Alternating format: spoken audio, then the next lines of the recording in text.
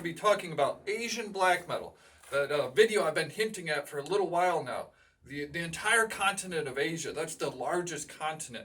We're going to be covering the diverse areas of... What the hell? What is going on? What the...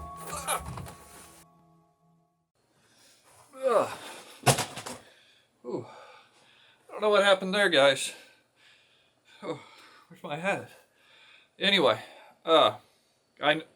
so I tried to do a metal video. I knew better. I'm supposed to do another movie video. It's time to do a movie video. I know. I guess since I was planning on doing my Asian black metal video, I guess I'll do some cinema from somewhere in Asia. Let's do Hong Kong. Hong Kong. Let's limit it to... who do you think of in Hong Kong as actors? Jackie Chan, Bruce Lee, Jet Li, Stephen Chow, Chow Yun-fat. But this isn't about those movies at all. We're going to focus on the 1980s horror comedies from Hong Kong. These tend to heavily feature both Taoist priest and a Chinese-type vampire, which is more akin to a Western zombie, but it's from their classic literature, Jiangshi. I'm gonna mess up the pronunciation, but I will put the spelling down here, both in traditional Chinese script, and I think it's called pinyin. I might be pronouncing that wrong also, but it's the reanimated corpses that are popular in the Chinese literature. It's you'll see them. They hop. They're hopping zombies is what I referred to them as before I learned a little bit more about them. Unfortunately, the majority of these are out of my price range for whatever reason. They're a little too expensive, and I'm a cheapskate. But I remember before there being like VCDs you could buy cheap at Asian markets and corner stores and stuff like that, but I don't see that anymore. Like $5 is what I expect. But no, even those, if you want to order them, tend to be a little too expensive. But I have seen all the ones that I'm going to list here. There are definitely some I've not seen. I'm going to list them at the end after the bonus. Also, of course, I'm going to give you a bonus after my top 6. These horror comedies are also very much action-oriented, particularly kung fu action-oriented, which I don't know a whole lot about. I'm not well-versed in that at all. I would like to learn some more beyond Bruce Lee and expand out of there into like the Wu-Tang stuff, Master Killer, stuff like that. But I'm not knowledgeable right now, so don't ask me. Maybe soon. These are very quirky humor that you find in this subgenre from this time. Very politically incorrect. I don't think they were trying to be politically incorrect. It was just humor to be funny. There are a few examples. It did last into the 90s, this trope, but they weren't as good, just from my perspective. And it continued into the 2000s. I believe there was one made in 2013, which was kind of a tribute to this series of films. It was called Rigor Mortis. I've not seen it, so I've only read about it. So I'm going to give you my list. We're going to start with number 6. A little film called Robo Vampire from 1988. I'm pretty certain this is supposed to be funny. It's funny for a variety of reasons, but I think some of the humor is absolutely intentional. At least I hope so. This was made by Godfrey Ho. I'm not sure if you know that name, but he's essentially the Roger Corman of Hong Kong cinema. Known for numerous films, quick, low budget, these genre films. This one is actually 2 films spliced together. I believe one of them is originally a Thai film. It's a cash-in on RoboCop, obviously. Besides the name, the costume, though not done nearly as well, it's stylized after the 1987 fantastic 5 out of 5 film. It's a cop who's turned into a cyborg. I believe he's a drug agent, or at least they use him as a drug agent now that he's a cyborg. He's sent into like Indochina, Burma, I believe.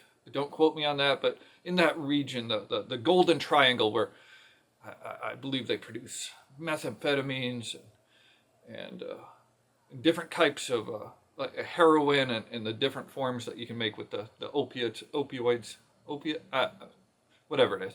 But anyway, that's a popular place to make drugs. So he's in there to battle them out. I got this on one of those 50 packs, the sci-fi 50 pack. I don't have it near me. I'll put a picture over here of it so you know what you're looking for. But I would actually recommend the Riff Tracks version if you want an extra level of humor. They actually took it on Riff Tracks, those the former, or at least a spin-off of the MST3K.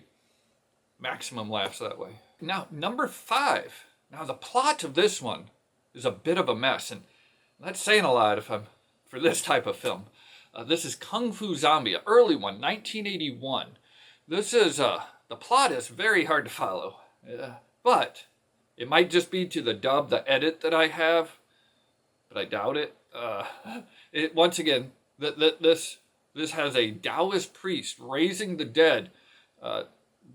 He's employed by a criminal who comes back after he was in prison to get revenge on the people who turned him in. I believe that's what I pieced together. While it's not so coherent as much as it is entertaining with several laugh-out-loud moments, this one's a lower budget than I do believe any of the rest of them I'm going to mention in my list here. So if this is the first one that you find of this sort and it turns you off because of the budget, don't let that stop you. Keep going. I would recommend you start near the top of my list, the ones that are coming up first. But this one is also recommended. All right, number 4, 1988, Vampire versus Vampire. Now, the two titular vampires in here are the Chinese variety, this hopping vampire. The example that they use in this one is a child one who's supposed to be cute and innocent versus the European type traditional vampire that we're familiar with in the West. I believe I don't know if the actor, but at least the dub I have, the actor had a British accent. I didn't note if that was intended or if that was just a general European type accent they wanted to use. They don't really fight each other so much as it's just the concept of the two different types of vampires. Now, this is not an original concept, as the two sorts of vampires actually appeared on film a decade prior. In 1974, there was a co-production by Hammer Films out of Britain and the Shaw Brothers, who, if you know anything about Hong Kong cinema, you're well aware of the Shaw Brothers and their output. This was the Legend of the Seven Golden Vampires. That was pretty darn good also. I would give that one a look. See, there is humor in it. Now this one, Vampire vs. Vampire, was directed and starring one of my favorite of all the Hong Kong actors. That would be Lam Chang Ying. I'll put the spelling down here. I probably butchered the name and I do apologize. He stars as the unibrowed priest. This is a character he's used directly, indirectly in several films. I believe it started with the Mr. Vampire series, which I'll talk about soon, and that's a mess in itself. This is, a great premise, a great plot, humor, great action, and one of my favorite ones. Check it out. All right, halfway through the list, we're at number 3. Number 3 from 1984, Hocus Pocus. Obviously, I don't mean the Disney one with Bette Midler and whomever else in it. You know what? Why is that one so heavily? It seems, at least from my perspective, it's not people remembering it so much as it's Disney's marketing department that just pushes that so heavily. I guess they don't have a lot of quality horror Halloween type stuff they can promote around that era. I mean, obviously, Nightmare Before Christmas, but that's more tied in with Christmas.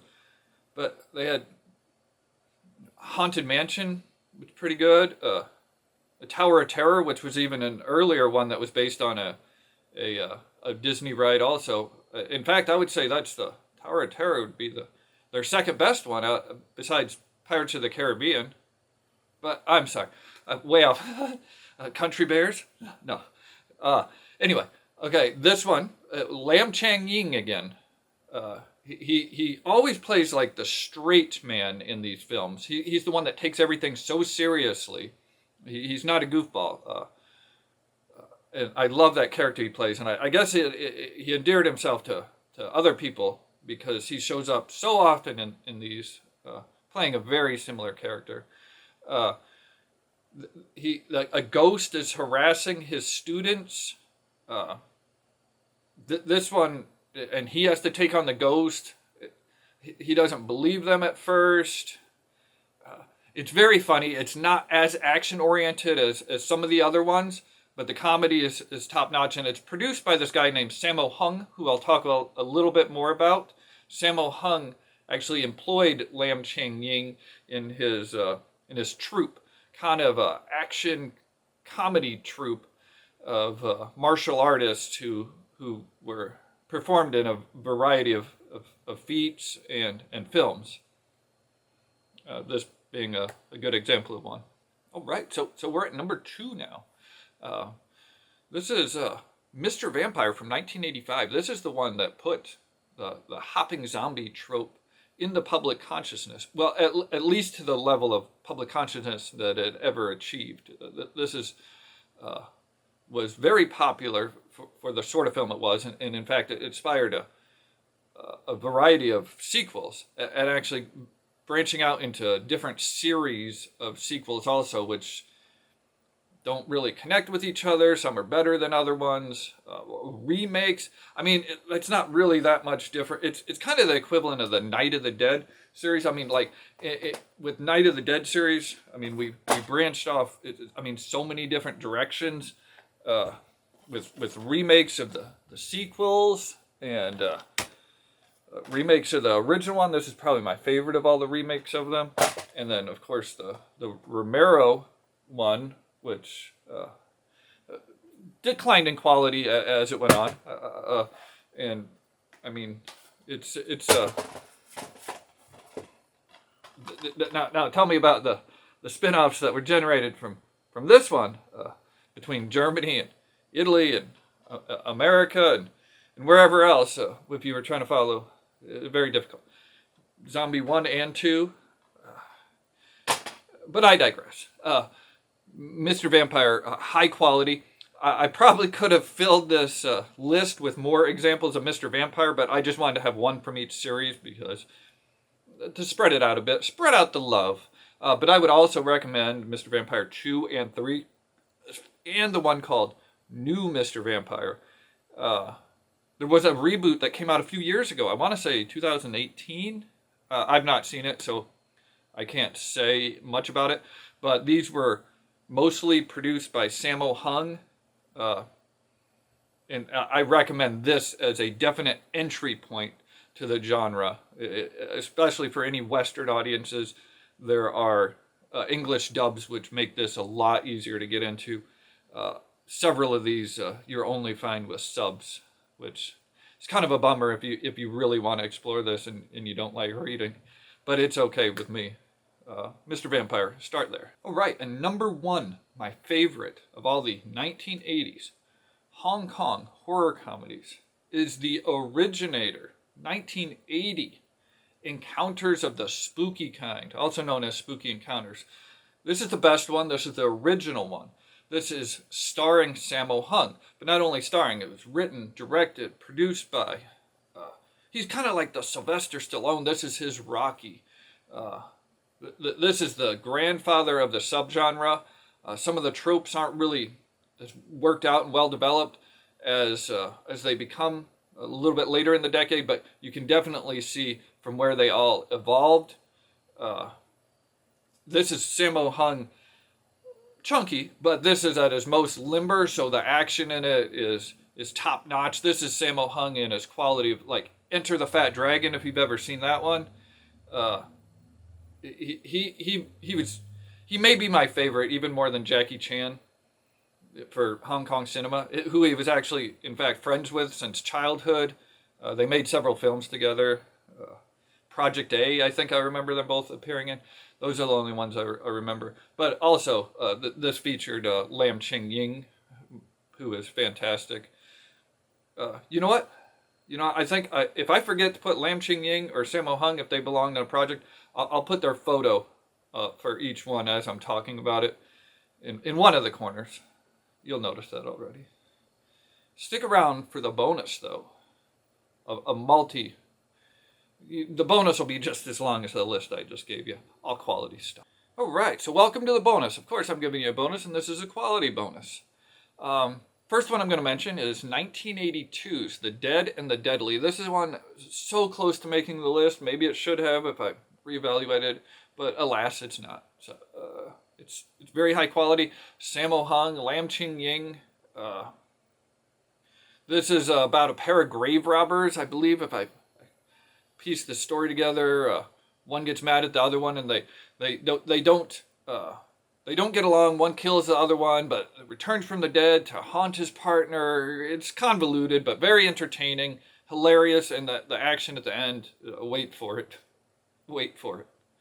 Also, I would say 1987, A Chinese Ghost Story. This one is probably the most widely known, even more so than the Mr. Vampire series, because it's not quite as goofy, but it still has the goofy elements of comedy that you do find in a lot of Asian horror films of this era. 1987, it made a lot of that spawned a sequel, and in fact, maybe about 10 years ago, I recall them making a remake. But I read the tone was much different. I think it was done to capitalize on the fame of Twilight at the time. Twilight was the rage for how vampires were interpreted. There are some quality 90s ones. First one, definitely, if you got any sense of humor at all, check out Crazy Safari from 1991. Now this is a sequel of sorts to The Gods Must Be Crazy 2. This is The Gods Must Be Crazy 3. At least that's how it was sold in many places. It does star I'm not going to get that pronunciation correct. You know that. He's like N exclamation point X U or something like that. I'll put his name picture over here. Something. Stars him versus Chinese vampires. Hilarious. There was a part 4 also that took place in Hong Kong. But start with Crazy Safari. If you can find it, difficult to find. That film series was another one that had like multiple branches. There were other films that were released as Gods Must Be Crazy Part 3 in different regions of the world. But look for the one that's titled Crazy Safari. Another one. Now I mentioned the zombie film that's known as Zombie 1 and 2. And then spawned another series where like maybe Zombie 3 is in some of the series, but Zombies 4 is. Anyway, they made a Zombie 56. Well, they didn't make it all the way to 56. Somebody titled one of these movies Zombie 56. Very hilarious. I like that sense of humor. Lam Ching-ying is in it. It's a Hong Kong film from 1992. The tongue-in-cheek. Great stuff. Check it out. They also made a TV series in the 90s in Hong Kong, which Lam Ching-ying once again appeared in as the unibrowed Taoist priest. That was known as Vampire Expert. And also I would recommend Into the 2000s. There was a series, well, 2, Shaolin versus Evil Dead. The two-parter, you really need it because 2004, the first one came out a few years later, the second one, but it's really one story. The first one just kind of abruptly ends. A lot of 80s charm, the hopping zombies, the same tropes. The name definitely was done to cash in on the fame of Evil Dead, but it doesn't have any tie-ins in story or style or anything like that. And in fact, the major tie-in, at least in how it was sold and and marketed was the gentleman. I wish I could remember his name. I'm gonna put it up here, and I feel terrible. But he was in classics like Master Killer.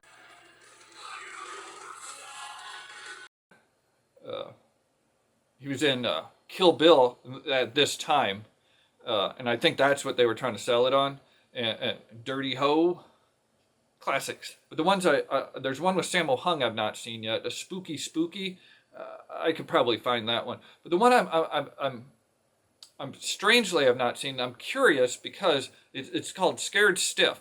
Now it makes it difficult to find because it shares a name with an American, a Western film of the same name, just like the problem you have with searching for Hocus Pocus. But this one's a little bit more difficult because the Scared Stiff film, while that name was used, I believe in the 40s, which was a decent one, it was used in 1987, both in an American film and a Hong Kong film. So this one makes it a little bit more difficult to find. But the thing that I find strange is that one of the actors is Chow Yun-fat, so he's not the top, he's not starring in it, anything like that, but he appears in it, so I thought that's how it would be marketed and sold and be more readily available, but maybe I'm looking in the wrong places. But checked out this genre. I hope I opened it up to you. I hope this genre, if you were unfamiliar with it, I hope you can find some easily and you enjoy it as much as I do. Other than that, hopefully I will be back soon with the Asian black metal video. It is something I've been working on, and I do believe I have everything in order now after moving a few things around, some re-listens, some re-evaluations, but I believe the Asian black metal video is almost complete, and I'll have it ready for you sooner than later. Otherwise, I hope you can rest and enjoy today, and read for a little bit. Read for a half an hour. Read something you enjoy for a half an hour. You have a good day. Thank you.